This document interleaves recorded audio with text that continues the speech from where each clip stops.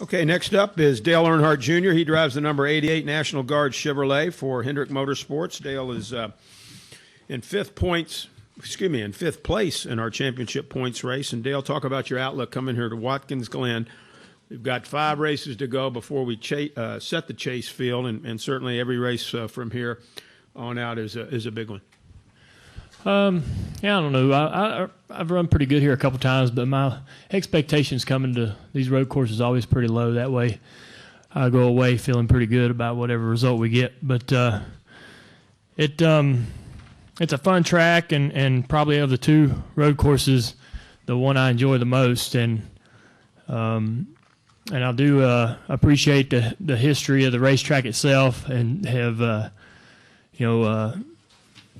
pretty aware of how this place came about and all the Formula One races and other events that have been held here way before we started coming here. But it's great. It's a great area and a pretty fun racetrack. It's really one that we seem to kind of hit and miss on. Sometimes we come here and we're actually relatively quick, and sometimes we come here and then nothing seems to be working. But we'll just have to see what kind of car we got, and just work real hard and try not to ruin it. I think last year we were looking like we were going to get a top 10, and I spun out over there on the backside of the track. So we'll just try to do a little bit better job, not making so many mistakes. Questions for Dale? We'll start right here on the front with Jeff, and we'll go to the gentleman here and then to Lee. Jeff Gluck from USA Today. Dale, Greg Zipadelli was in here earlier, and he was talking about how they're probably going to look for a nationwide guy that can do double duty in the 14 after the next couple weeks. And he mentioned that championship contenders, obviously that would make Regan a candidate probably. If that was an option, and if that happened, would you have a problem at all as a team owner? Would you view that as detracting from his championship efforts, or would you be okay if that situation came up with him doing both? Yeah, I'd be the first to want to put Regan's name in the hat for that kind of opportunity. I understand that we are racing for a championship, and I think that could actually help Regan. Understand. It'll be a challenge, but I think it can help him in some ways and be an advantage to him, maybe to have that extra track time and just be able to have some other ideas in his head about what can improve his car. So I would be for that, and it would also give him an opportunity to showcase himself and give himself a chance to possibly get some interest on the Cup side as far as ownership goes, and get some guys maybe wanting to put him back in the car full time on this side of the deal. So that'd be good for him. Right here, and then we'll go to Lee. Dave Sully, Arietta Racing News. Dale, Jimmy Johnson was just in here, and they asked him if a road course in the Chase would be a good idea. I take it that wouldn't be on the top of your list. Yeah, no, I'm not a big fan of them. I understand they're fun to watch, and they're if you really, if you could put aside your feelings about wanting to finish well, win, or points, they're kind of fun to be in. If you can, get over the potential pitfalls and things that could happen to you, especially at the end, the restarts and everything. When we have late restarts, people just kind of go nuts, and you got to run over people or be run over. There's two things that can happen to you. You're either going to run somebody over or get run over. There's no middle ground really, but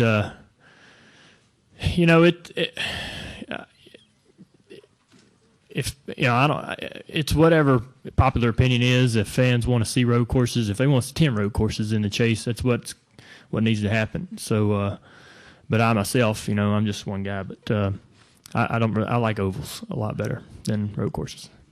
Let's go to Lee, and then we'll go to the gentleman here, and then to Marty. Lee Spencer, Fox Sports. You're not one to pass judgment on what other people do, but when you did your extracurricular racing, did the sports car stuff out at Sonoma, and was injured from that, and you came back and fought valiantly through that. But on the other side, I haven't seen you do anything outside of what your main concentration is. Did that have an effect on you as far as prioritizing things after that incident? Well, it had an effect on me. Everybody's different, and it's not. It's everybody's opinion is going to be different as far as being a driver, and certainly the injury and style of injury that you have could make a difference as well. But I remember we went to the burns that I had we really didn't talk about that much and tell a lot of people what kind of injuries we had or what the injuries were, but I know that when we went to Bristol and I still had some open wounds in my legs, and that I probably should have had skin graft, but those really stung when we got all that champagne in them for winning the nationwide race and the cup race. So it just sort of put things in perspective for me. If I enjoyed road racing, I guess as much as Tony enjoys dirt cars, you wouldn't give it up.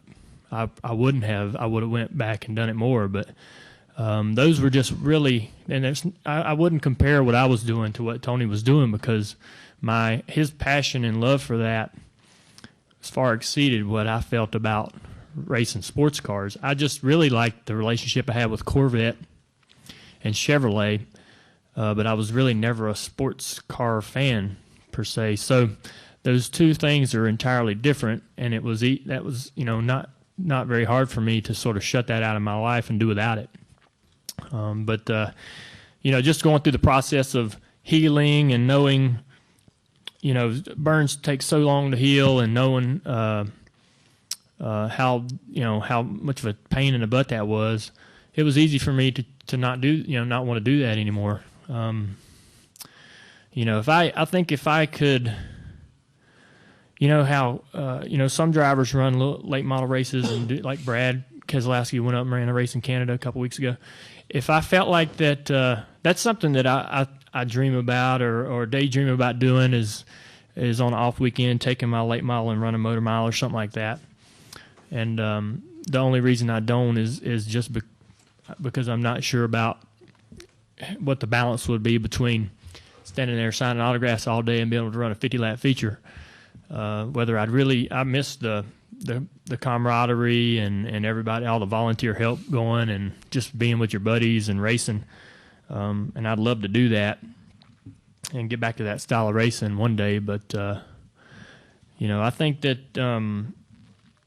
for me, shutting out the sports cars was kind of easy because it was totally it wasn't something I had that much passion for, and it was just a one-off deal every once in a while we'd do with Boris and just go have, Boris or anybody that we happen to team up with and go have fun.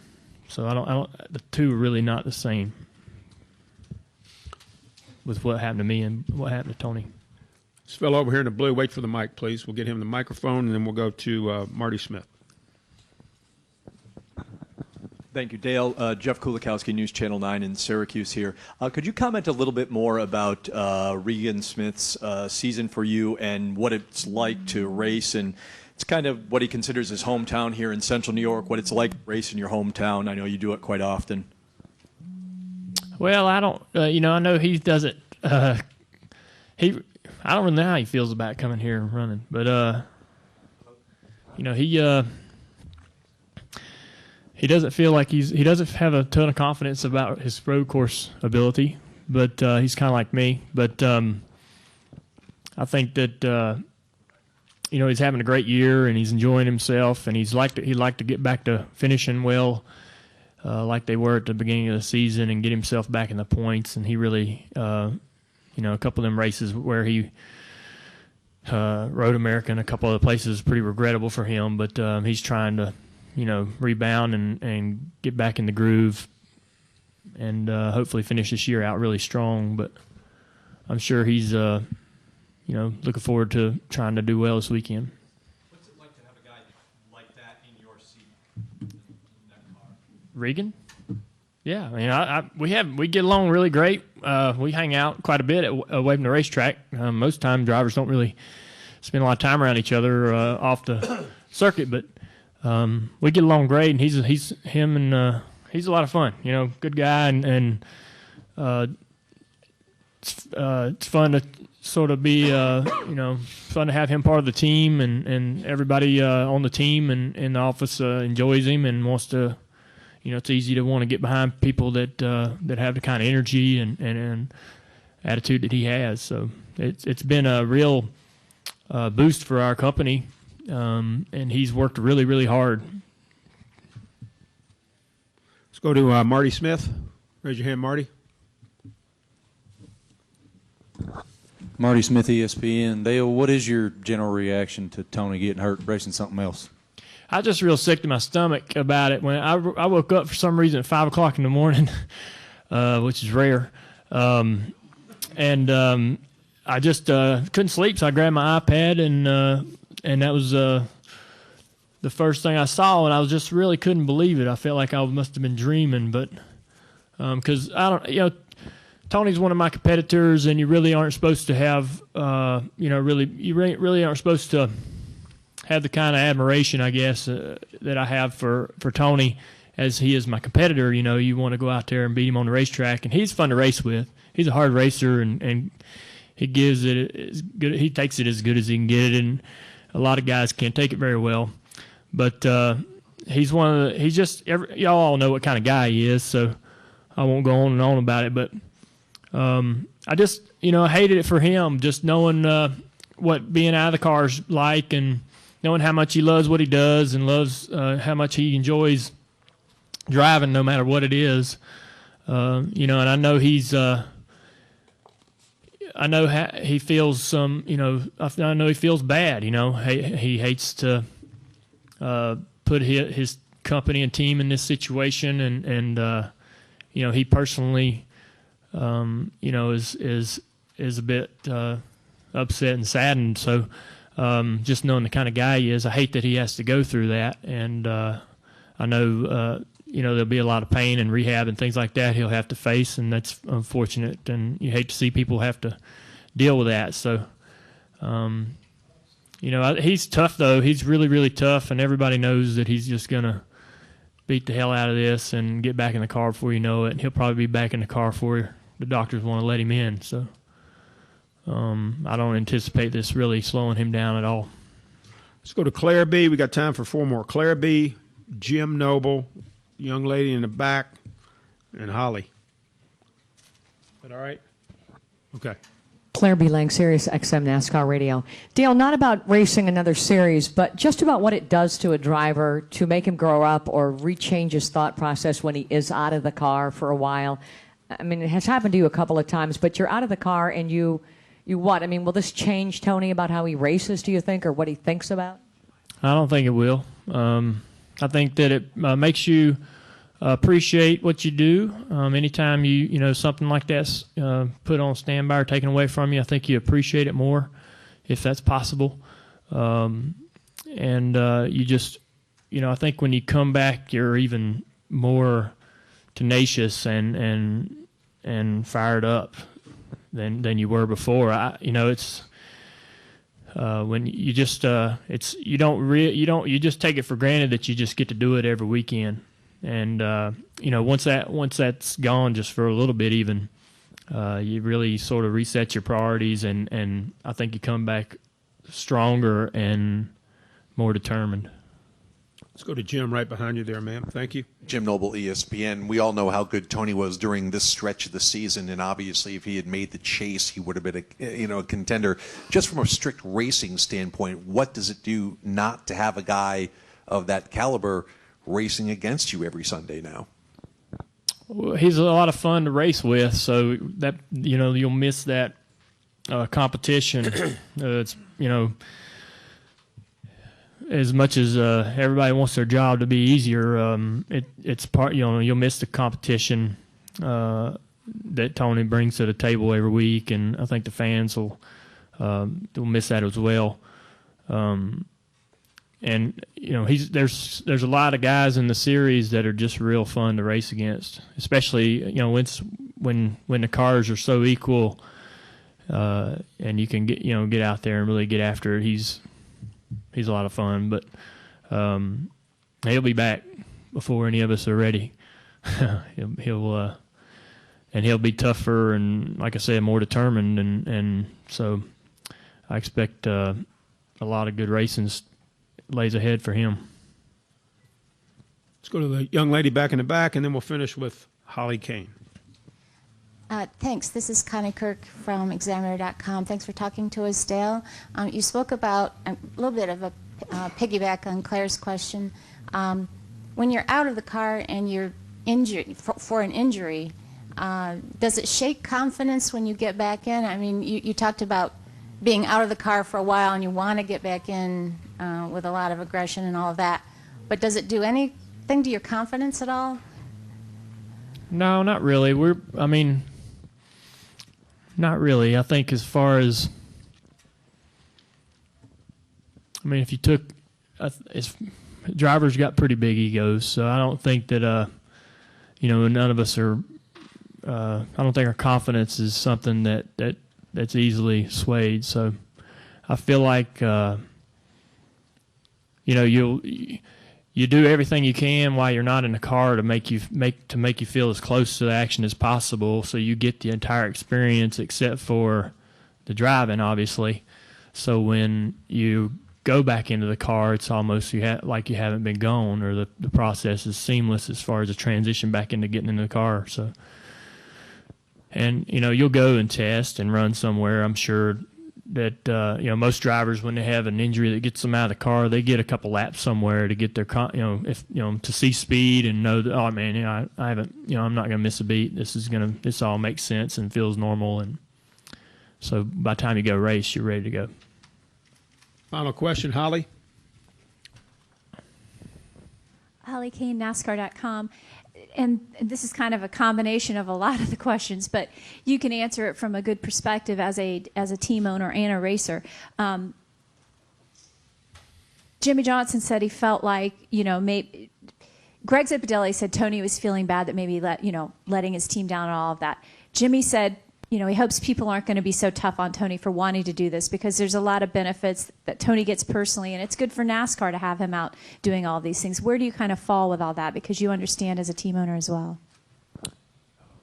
I think Tony just ought to do what he wants to do. I think if he wants to race everywhere every night of the week, that it's what he wants to do. It's what makes him happy.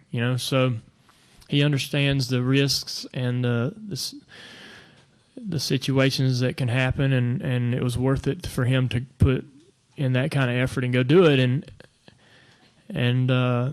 So I really don't feel like I know he's upset that he feels like he's let his team down, and and that's nothing you can really do to make him change his mind about that, because he understands that his top priority is his Cup program, especially being an owner, and he wears a lot of hats and he wears them really well.